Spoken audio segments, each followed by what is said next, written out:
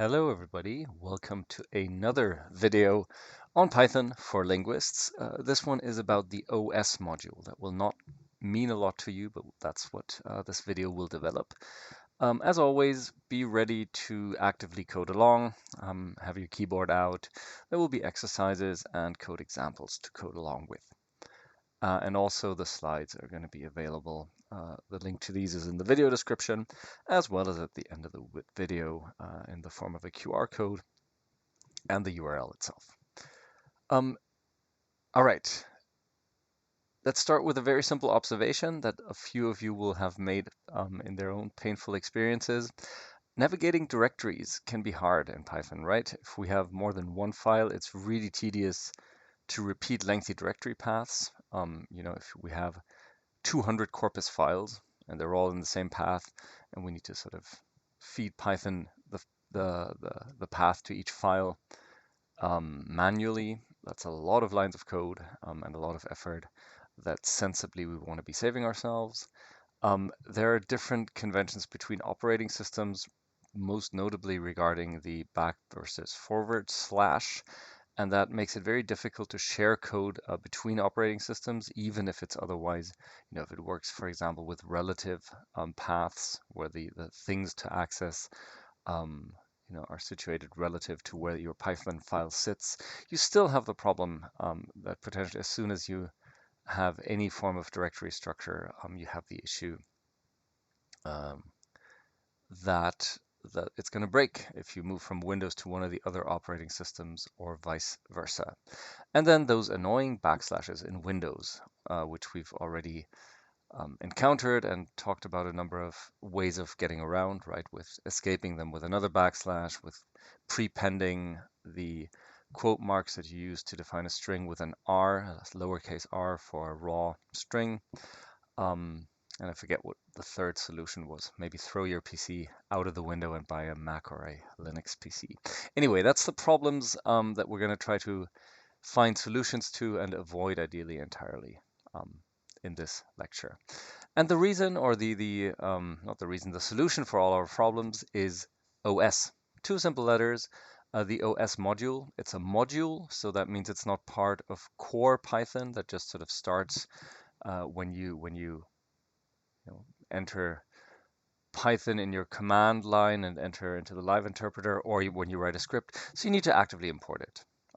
Do not use this exclamation point when you write the import statement. That was just my rhetorical way of highlighting the excitement about importing OS. So the statement itself is just import OS, no exclamation point. Only realizing now that this might be a bit confusing. And that's the module that's basically designed to circumvent all of these issues that I just mentioned. To cite from the documentation itself, which you can also click there on the linkable little Word documentation, this module provides a portable way of using operating system dependent functionality. And that means portable means it's actually going to work on other operating systems. So it translates things into working in operating system dependent ways. So it actually makes you independent. Most importantly, and this is going to be about 80% of what you will be using OS for, at least in my experience, that's about 80% what I use it for, is it lets us systematically navigate all files in a directory. And that's just something, as soon as you're talking about any data of any size, that will very much become relevant. So the key thing it allows us to do is to process an entire corpus. And remember, when we open any file, we essentially feed a string to the open function, right? So all we need is just a list of the strings that represent paths to corpus files, and then we can do something with every element in that list. We've encountered a number of ways of actually doing something with every element in a list. So import OS. It is important, otherwise the code won't work. And then let's assume we have a directory on our computer that's called SOU. That's all of the state of the union addresses, which are publicly available. ever since the late 18th century when they were first written and recorded and given. And then if we want just a list of all the files in this directory, assuming all these files in that directory are the text of these State of the Union addresses, we can define a variable called file names and assign it the value os listdir SOU. It's going to create a list. We know what lists are, and listdir kind of gives a hint that it's going to be a list. That's just going to be a string, contain elements that are strings um, with the file names of all the files under or in the SOU directory. And then if we actually want to do something with this sort of stuff, here we're not actually doing anything new at all, but I'll walk through it really quickly anyway. For fn in file names, fn here is file name, again, obviously an arbitrarily chosen loop variable. With open as f, we know this, and here we do SOU, which is this, just the corpus, right, or the directory for the corpus. And then the separator on my operating system, that's a / plus fn. This is the only thing that changes. With the R flag as read, so we're reading in whatever corpus file, whichever of the files given by listdir we're currently processing in our for loop. And then do something really simple like text is f.read. They're not big texts, so we don't need to worry about reading them line by line. Just read the whole thing, and then count how many times the word freedom occurs. And if you do that across the years, you'll see interesting patterns. Here I'm just printing a somewhat laborious print command. fn, so the name of the file, includes then the string representation of how many times we actually counted. Freedom, mentions of the word freedom. I realize there should be a space in front of the includes here, otherwise we sort of get an awkward lack of space between two words. So please forgive me that oversight. Reproduce this code on any directory where you have a couple of files sitting that you can process. For where we are right now, you need to have that directory have only files that you can actually read in. So if it has an additional PDF or some other stuff in there, the script is probably going to break. But we'll find a solution to that in just a second as well. Joining files and parent directories. This is the only thing in the code above that I'm not happy with and that I wouldn't write in this way if I were to actually code. So we used SOU, which was the variable with the directory path, plus this / plus the file name to create the full path to our corpus files. Files in the plural because fn changes and we repeat the open statement, and then print the results. This is suboptimal. It's tedious because it's just kind of not very nice to type this sort of long string. But more importantly, it will not work on all operating systems. So if you write code that works with this and then port it to to another operating system, provided that one of these is Windows, that's going to crash. There's a relatively simple solution to this, though, that I really would advertise using all the time, simply because it saves you trouble. There's another issue here as well that I didn't even talk about. SOU, sometimes you can leave the / in when you write a directory. Sometimes you leave it out. So we'd actually want to make sure it's not there. Otherwise, we have two /. Anyway, a lot of problems. You avoid them with the OS path join method, or function rather. And here I'm just repeating the code we used above to go over all the files in the SOU directory. And what I'm changing here is just how I get to the string that I'm going to open. So for file name, in file name's full path is os path join, and then just SOU, fn. Note that the specific separating character has disappeared, and OS knows and is aware of which operating system you're on and will use the appropriate representation of the directory structure here. So it works on Linux, it works on Mac, and it works on any PC that you execute this piece of code. Yeah.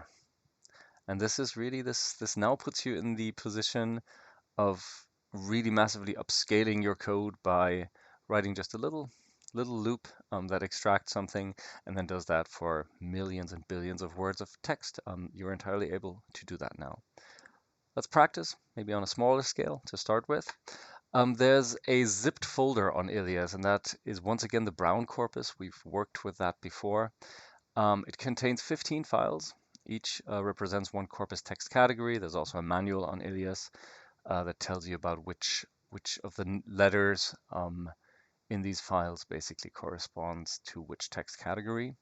Unzip those, save them in one directory, and make sure the directory only contains these 15 files, no subdirectories. Let's keep it clean to start with, and then use the OS module to write a script that opens each file in the directory and counts how often the word love occurs as a noun and a verb. This may be interesting from more of a sort of cultural, maybe even a linguistic standpoint. Anyway, that's the task. You have all words represented with word underscore and then the part of speech tag, so you can search for love and whatever tag it comes with.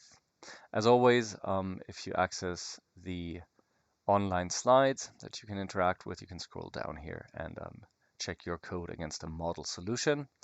And I assume you're going to pause here and do the exercise, and I'll just move right on. So I already kind of hinted at this, right? We want only the text files, only the corpus files in the directory, nothing else, because sometimes that something else is going to break the code. Maybe less dramatically, that something else can be processed, but it's not something we want in there, and it might kind of introduce noise and maybe completely complicate or make irrelevant our results. So sometimes the upshot is we don't want to process every file in a directory. For instance, if there's a corpus manual or some intermediate results that we happen to have saved under the same directory. So we need to find a way to deal with this, but we don't need any OS module stuff at all. We simply use list comprehensions. So that's key to understand. If we do OS list dir, we get a list back, and we already have all the coding power to deal with lists, right? So assuming file names is created this way, we can basically say, well, we only want the .txt files. That's as simple as saying x for x in file names, only if x ends with .txt. Maybe only the files that are named in a certain pattern, right? Only the ones that are actually Brown corpus files. We could do that with a starts with command, x for x in file names if x starts with Brown. And if there's some internal pattern that we want to get at, you can use in as well, right? If a particular string is in the file name. And that usually suffices to narrow down the list of files. So we only have what we actually want to be working with. And then slightly unrelated, and this is really, to be honest, something I don't typically have to use a lot, but it's very helpful to know it because when you need it, it just kind of saves you a lot of hassle to not have to Google it. And that's checking if something is a file, exists as a file, exists as a path, exists at all, right? So we can do something like we can specify a path. And here that path is actually to a file. Home user desktop file.txt. OS path is file. Then this is going to return true in this case. Or we can specify a corpus directory, home user corporate brown. OS path is dir, is directory. And then this, that's also going to return true. What might this be useful for? Maybe we're writing a results file and maybe we previously already created a file with results, maybe even with some other results in there. Sometimes maybe we're not as consistent in naming everything as we should be. So you can always include a check whether something you're planning to create as a write file already exists, and then maybe sort of break the code if it does exist. So you have a chance to manually check whether that file can actually be overwritten or not. And maybe more importantly, once your code gets a bit more complex, it's very likely, very you know, typical actually, that the code can produce intermediate results, right? That you then draw on to do further work. We're not going to probably not going to get to code that gets this complex by the end of this class, but in the long run, it's something that's really quite important. And then very often this code takes days to execute, and sometimes it breaks. Maybe it breaks at a point where the first three steps have already successfully been completed, or it doesn't break, but maybe there's a power outage, or you just need to turn off your computer because you need it for something other than coding. And then checking whether the intermediate files have already been created helps you to not pick everything up from scratch, but maybe um, getting the past 15 days of computational work, getting access to that without having to repeat it. So that is what this can be useful for. And then a final thing I want to stress, and this is more regularly important, and it's a bit of a pain to wrap your head around, but at the end of the day, very often you can basically just sort of use the code snippet I'm going to show in just a second to solve the issue. Sometimes we have data with a more complex structure. We don't just have one directory and all of our text files under that directory, but we have a directory with subdirectories and further directories in these, and at some point kind of down the tree, you get to the actual corpus texts. So you might have a folder ICE for all your ICE corpora, and then within this, ICE is the International Corpus of English, represents um, the written, well, not written, the educated standard of educated national standard of English in various English-speaking countries. And so there's one corpus per country that has been covered. So you might have a folder ICE and then ICE Great Britain, ICE India, ICE South Africa in there, for example. And then each of these national ICE corpora maybe has a folder for the individual text categories that are covered by ICE. So you can't just do OS list dir ICE to get the files because that's not going to give you the files. Um, so we want to really be able to be at the level of the ICE directory and then somehow automatically retrieve not only the file names but the full directory paths to all lower level files down the hierarchy. And that's quite a complex task, but it's fortunately quite easy to solve with code that is a bit difficult to wrap your head around. So we have a path to the top level directory, ICE. Here we really kind of switch from a list comprehension to a for loop because we need a couple of lines of code to make it happen. And then here's the difficult part. For root dirs files in oswalk ICE, so oswalk is the function we need. And then for name in files, ICE files, which we defined up here, append, and then os path join. We learned that as well, root and name. The thing to understand here is that root is a loop variable that gets updated, right? It doesn't remain constant, so it doesn't remain home user corpora ICE.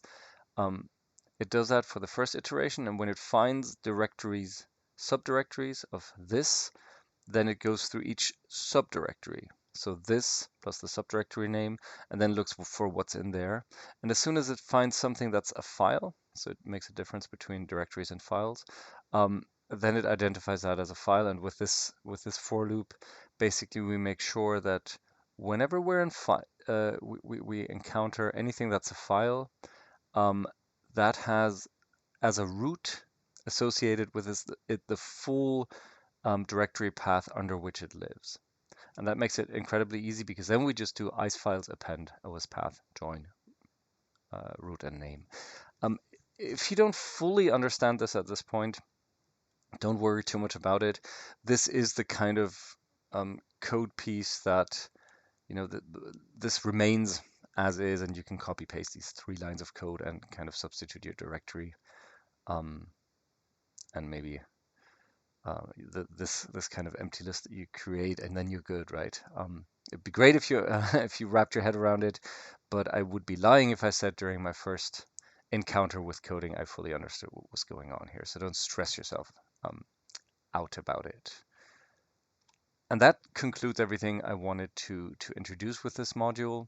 I do want to give you a chance to practice, particularly this last part, this walking through subdirectories. So on Ilias, there's also the folder, the zip file actually, archer32txt. That contains all the corpus files in Archer, which is a representative corpus of historical English registers, British and American texts from various registers across a time span that I currently don't fully remember because I'm not. Lotte will be able to tell you I'm not a historical linguist as my primary job description.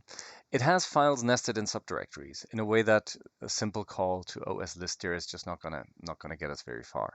So here you can practice a little bit with the OS walk function to get a list of all Archer file paths, so paths to all the individual files. Essentially that you would then be able to iterate over with a for loop and be able to read all the files. And as a challenge, you could already use this general list to create two separate lists, one with all the British and one with all the American text samples. You'll need to look into the directory structure a little bit to figure out how to do this. And once you've done that, you can use a list comprehension to achieve that task. Again, scroll down for the solution. Once you're ready to throw your PC out the window, or once you feel like you've done something really clever, anyway, you can check the solution below. That's it for today. Stay classy, and I'll see you soon for the next video. Here are the image credits, as always, and here is the QR code and the URL for the slides from today. And that's all I have to say. Goodbye.